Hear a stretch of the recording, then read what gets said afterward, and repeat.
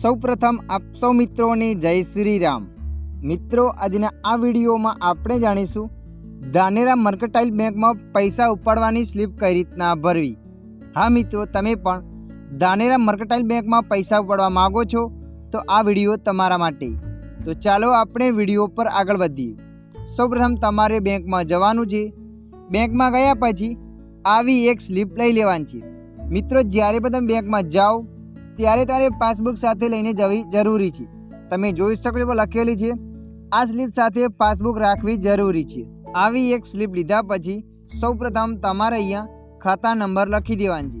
જે પણ ખાતા નંબર હોય એ ખાતા નંબર તમારે પાસબુકમાં જોઈને અહીંયા લખી દેવાનો છે।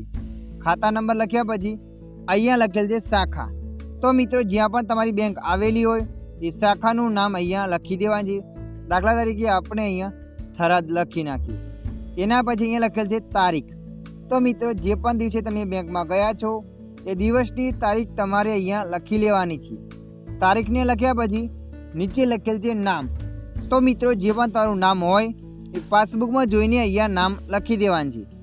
નામને લખ્યા પછી નીચે લખે છે અંકે રૂપિયા। તો મિત્રો, જે પણ તમે પૈસા ઉપાડવા માગો છો એ પૈસા તમારે અહીંયા શબ્દોમાં લખવાના છે। તો આપણે અહીંયા લખી દઈએ છીએ 5000 રૂપિયા પૂરા, એટલે કે શબ્દોમાં પૈસા અહીંયા લખવાના છે। શબ્દોમાં પૈસા લખ્યા પછી જે પણ પૈસા તમે શબ્દોમાં લખ્યા છે એ પૈસા તમારે અહીંયા અંકોમાં લખવાના છે આ ખાનાની અંદર।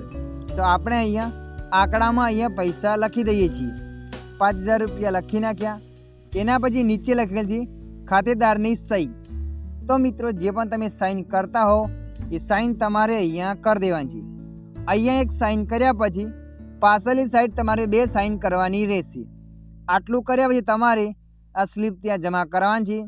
ત્યારબાદ થોડી વારમાં ત્યાં તમને પૈસા મળી જશે। તો મિત્રો, આશા રાખું છું આ વિડીયો તમને પસંદ આવ્યો હશે। વિડીયોની અંદર થોડુંક કંઈક જાણવા મળ્યું હોય તો વિડીયોની લાઈક કરી દેજો। અન્ય આવા માહિતીવાળા વિડીયો જોવા માટે અમારી ચેનલને સબસ્ક્રાઈબ કરી લેજો।